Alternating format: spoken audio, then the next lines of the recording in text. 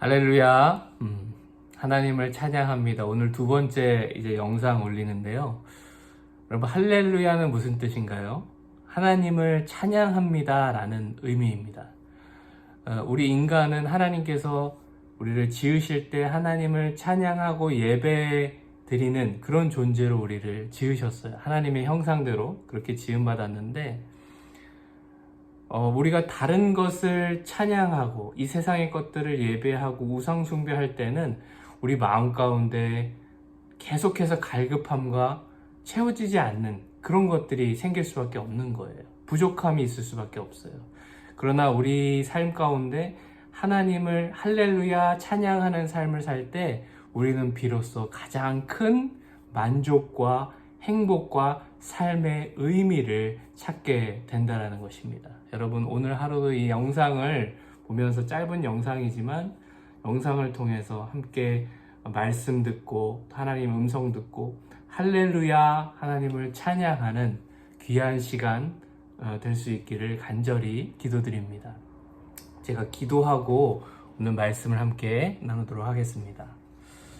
하나님, 감사합니다. 이렇게 귀한 시간 허락하여 주심을 감사드립니다. 우리의 삶이 할렐루야 하나님만을 찬양하며 우리의 존재 이유를 하나님 안에서 찾아가며 그 안에서 만족을 누리고 하나님께 영광 돌리는 우리의 복된 삶이 될 수 있도록 주님 축복하여 주시옵소서. 이 자리에 임재하여 주시고 성령님께서 인도하여 주실 줄로 믿사오며 감사드리며 예수님의 이름으로 기도드립니다. 아멘. 지난번 영상은 처음 영상이었죠. 그래서 제가 이제 처음 전도지처럼 만들었던 그런 복음의 가장 기본적인 그런 메시지를 다뤘던 그런 편지를 제가 영상으로 만들었습니다. 그리고 나서 오늘부터는 제가 요한복음 1장부터 한 장씩 계속해서 복음 편지를 지난 1년간 써나가서 그렇게 기록해 왔는데요. 오늘 그래서 요한복음 1장을 나누고 함께 하나님 주신 은혜를 여러분과 함께 나누도록 하겠습니다. 요한복음 1장은 이렇게 시작하고 있어요. 여러분 잘 아시죠? 태초에 말씀이 계시니라. 이 말씀이 하나님과 함께 계셨으니 이 말씀은 곧 하나님이시니라. 자, 말씀에 대해서 태초에 말씀이 계시니라 라고 시작하고 있습니다. 근데 이 말씀은 의인화가 됐죠. 이 말씀에서 말씀을 의인화처럼 얘기해서 말씀이 하나님과 함께 계셨다라고 그렇게 말씀하고 있어요. 그리고 1장 2절과 3절에서 이렇게 말씀합니다. 그가 태초에 하나님과 함께 계셨고 만물이 그로 말미암아 지은 바 되었으니 지은 것이 하나도 그가 없이는 된 것이 없느니라. 자, 그가 누굽니까? 말씀을 얘기하고 있다라는 거예요. 그럼 이 말씀은 누구일까요? 자, 요한복음 1장 14절에서 또 이렇게 기록하고 있어요. 말씀이 육신이 되어서 우리 가운데 거하심에 우리가 그의 영광을 보니 아버지의 독생자의 영광이요 은혜와 진리가 충만하더라. 아멘. 이렇게 기록하고 있어요. 말씀이 무엇이 됐다고요? 육신이 되어서 우리 가운데 거하셨다 그랬어요. 그러면 이 말씀은 누구십니까? 바로 하나님의 아들, 독생자 예수 그리스도라는 사실이에요.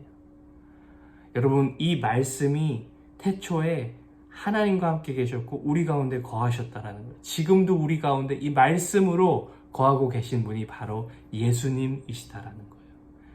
근데 중요한 사실은요, 이 예수님께서 태초에 하나님과 함께 우리를 창조하시고 이 세상을 창조하셨다라는 사실이에요. 그럼 예수님 누구세요? 바로 우리의 창조주가 되신 분이십니다. 우리는 피조물이죠. 근데 창조주 예수님께서 어떤 일을 하셨습니까? 바로 우리 가운데 거하셨다라는 거예요. 말씀이 육신이 되셔서 이 땅에 오셨다라는 사실이에요. 그 무슨 의미입니까? 바로 우리를 창조하신 창조주께서 창조물이 되었다라는 거예요. 창조주께서 피조물이, 우리와 같은 피조물이 되었다라는 사실이에요. 여러분, 저 높고 높은 하늘의 영광을 버리시고 이 낮고 낮은 저와 여러분이 있는 이 죄악으로 가득 찬 그것으로 모자라서 이 더럽고 추하고 또한 가장 낮은 그런 마국간에서 겸손한 왕으로 태어나시게 되셨던 것입니다. 그리고 그의 삶은 온통 고난과 역경 가운데 있었고요. 마지막은 십자가에서 우리를 위해서 물 한 방울, 피 한 방울 남김없이 다 쏟으시고 죽음을 맞이하셨어요. 그리고 3일 만에 다시 부활하시게 됩니다. 여러분, 이 말씀이 육신이 되셨다라는 것이 얼마나 큰 의미가 있다라는 사실. 여러분, 창조주가 창조물이, 피조물이 되었다라는 사실이 얼마나 이 하나님의 크신 사랑이 느껴지시나요? 지금 저와 여러분을 향한 예수님의 사랑의 음성이 들리시나요? 내가 너를 사랑한다. 내가 너를 얼마나 사랑하냐면 내가 너를 살리기 위해 이 땅에 내가 육신으로 왔고 피조물이 되었고 십자가에서 죽음으로 내 생명을 너에게 주었다. 그만큼 내가 너를 사랑한다. 라는 주님의 음성이 여러분 들리시나요? 로마서 8장 38절 39절에서 이렇게 말씀합니다. 내가 확신하노니 사망이나 생명이나 천사들이나 권세자들이나 현재일이나 장래일이나 능력이나 높음이나 깊음이나 다른 어떤 피조물이라도 우리를 우리 주 그리스도 예수 안에 있는 하나님의 사랑에서 끊을 수 없으리라. 아멘. 우리를 얼마나 사랑하셨으면 마치 부모가 그 자녀를 사랑해서 어떤 것이라도 할 수 있는 것처럼 예수님께서는 이 땅에 육신이 되셔서 오셨던 것입니다. 우리를 사랑하셔서 너무나도 사랑하셔서 살리시기 위해서 그렇게 하셨다라는 사실입니다. 여러분, 제가 이 말씀을 준비하면서 저의 마음 가운데 이런 마음이 드는 거예요. 이 예수님의 사랑이 이 창조주가 피조물이 되었다라는 그 사실 하나만으로도 정말 우리가 평생토록 감사해야 할 이 사실을 정말 이 영상을 통해서 조금이라도 그 마음이 풀어졌으면 좋겠다. 하나님의 그 마음이, 우리를 향하신 그 사랑의 마음이 조금이라도 풀어졌으면 좋겠다라는 그런 마음이 많이 들었습니다. 여러분, 하나님의 사랑을, 우리 예수 그리스도의 사랑을 이 시간 조금이라도 깨닫고 정말 이 사실을 평생토록 간직하고 감사하며 사시기를 간절히 주님의 이름으로 축원합니다. 제가 마지막으로 짧은 이야기 하나 나누면서 오늘 영상을 맺도록 하겠습니다. 한 소년이 있었어요. 근데 이 소년에게는 남들에게 보여주기 창피한 그런 엄마가 있었습니다. 왜냐하면 그 엄마의 얼굴과 몸에는요, 너무나도 흉측한, 불에 탄 그런 화상 자국들이, 그 흉터들이 있었기 때문이었어요. 그냥 보기에 흉할 정도였기 때문에 이 소년은요, 엄마가 학교에 오는 것도 싫어했어요. 오지 말라 그랬어요. 그리고 길에서 친구들과 걸어갈 때 혹시라도 엄마를 마주치면 모른 척하면서 그렇게 지나가곤 했습니다. 그러다가 하루는 엄마의 동생이죠, 삼촌이 집에 놀러 오게 됐어요. 그래서 이 소년은 이때다 싶어서 너무나도 그동안 참아왔던 그런 질문을 삼촌에게 늘어놓기 시작했습니다. 삼촌, 왜 우리 엄마는 이렇게 흉측한 화상이 있어? 너무너무 징그러워, 창피해. 친구들 엄마는 다 이쁜데 내 엄마만 너무나도 정말 그래서 흉측하고 징그러워서 나는 속상해, 창피해, 친구들에게 보여주기도 싫어 라고 삼촌에게 푸념하게 됐습니다.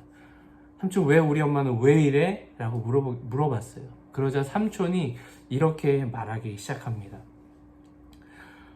사실 너희 엄마가 너에게는 끝까지 비밀로 하라고 했는데 이제는 말해줘야 될 때가 된 것 같구나. 사실 너가 아기였을 때에 너희 집에 큰 불이 났었단다. 근데 너희 엄마는 그 불이 나기 전에 잠깐 아기였던 네가 잠든 사이에 깨울 수가 없어서 너를 놔두고 가까운 집 옆에 있는 가까운 가게에 그런 반찬과 과일들을 사러 갔었어. 금방 돌아올 거라고 그렇게 생각하고 가서 다시 집으로 오게 됐는데, 장을 보고 왔는데, 너희 엄마가 가게에서 돌아올 때는 집에 이미 큰 불이 난 것을 보게 되었지. 사람들은 웅성거리고 있었고 소방대원들은 큰 불을 끄려고 그렇게 하고 있었어. 그때 너희 엄마는 집에 혼자 있던 너를 구하려고, 애기였던 너를 구하려고 집으로 뛰어들어가려고 했어. 근데 소방대원들과 주위 사람들은 너희 엄마를 굽고 말리면서 너무나도 위험한 상황이었기 때문에 지금 집에 들어가면 큰일 난다고, 큰 화상을 입을지도 죽을지도 모른다고, 너무나도 위험하다고 그렇게 막 말리고 했었지. 그러나 너희 엄마가 어떻게 행동했는지 아니? 너희 엄마는 그런 말과 위험과 죽음의 위험에도 아랑곳하지 않고 오직 너를 살리기 위해 주저함 없이 그 불타는 집에 뛰어들어가게 됐어. 그리고 너를 구해서 이불에 꽁꽁 싸고 그렇게 구해서 나오게 됐는데, 너는 멀쩡하게 다 이렇게 구했는데 너희 엄마는 그때 다 얼굴과 온몸에 그런 화상을 입게 되었단다. 사실 너희 엄마는 젊을 때 유명한 미인이었어. 동네에서 유명한 미인이었어. 아름다운 사람이었어. 근데 너로 인해서, 너를 구하기 위해서 그렇게 흉측한 화상과 흉터를 입게 되었단다. 이 이야기를 들은 소녀는요, 그 자리에서 통곡을 하기 시작했습니다. 미안해 엄마, 미안해 엄마. 나 때문에 엄마가 그렇게 된 것도 모르고 난 엄마를 원망하고 너무나도 사람들 앞에서 창피했어. 엄마 너무 미안하고 너무너무 사랑해. 그런 고백을 하게 됩니다. 그런 후에요, 이 사실을 알게 된 이 아이는요, 엄마의 진정한 사랑을 알게 되었고 그 후로는 학교에 엄마를 오라 그랬어요. 그리고 친구에게도 엄마를 다 소개시켜 주면서 우리 엄마의 상처는 나를 살리려다가 생긴 상처예요 라고 그렇게 자랑스럽게 증언하는 그런 소년이 되었다고 합니다. 여러분, 마찬가지예요. 우리 예수님은요, 우리를 살리시기 위해서 이 땅에 주저함 없이 말씀이 육신이 되셔서, 인간이 되셔서 이 땅에 오신 거예요. 우리의 목적지는 원래 우리는 죄인이었고, 우리의 목적지는 영원한 불못이 있는 그 지옥이 우리를 기다리고 있었어요. 우리는 그곳에서 영원토록, 지옥에서 영원한 그 불타오르는 그 불못에서 살아갈 수밖에 없는 존재였어요. 그러나 예수님은 이 엄마처럼 우리를 너무나도 사랑하셔서 주저함 없이 우리를 살리시기 위해 이 땅에 오셔서 십자가에서 그 피를 물 한 방울 피 한 방울 다 남김없이 쏟으시고 그 죽음을 통해서 우리를 구원하신 줄로 믿습니다.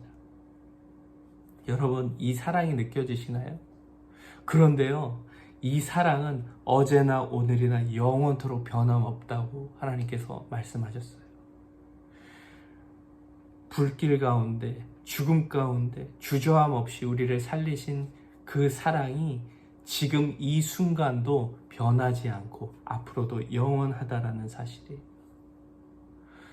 어제 우리가 넘어졌어도, 오늘 이 영상을 보기 전에 우리가 죄로 인해 넘어졌어도요, 지금 우리를 향하신 그 사랑을 깨닫는다면 우리가 주님의 보혈 의지해서 회개하고 나올 수 있다라는 거예요.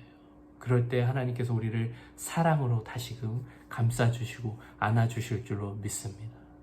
여러분, 사탄은요, 이 사랑에 대해서 자꾸 의심하게 만들어요. 과연 너를 사랑하고 계실까? 지금 죄를 지은 너를, 계속 매일매일 반복해서 넘어지는 너를 하나님께서 사랑하고 계실까? 여러분, 그 거짓에 속지 마시기 바랍니다. 이 사랑은요, 변함없다라는 거예요. 측량할 수 없는 사랑이다라는 거예요. 그 사랑을 다시금 이 시간 여러분 깨달았으면 좋겠어요. 그리고 그 사랑으로 만족했으면 좋겠어요. 그 사랑으로 평안하셨으면 좋겠어요. 그 변함없는 사랑 가운데, 그 하나님의 품 안에 그 주님의 놀라우신 측량할 수 없는 사랑 가운데 오늘 하루 그 안에서 만족을 누리시기 바랍니다. 그리고 할렐루야, 하나님을 찬양하는 삶을 살아가시길 바랍니다. 여러분, 주님의 사랑 안에서 승리하시기 바랍니다. 할렐루야, 할렐루야. 여러분 감사합니다.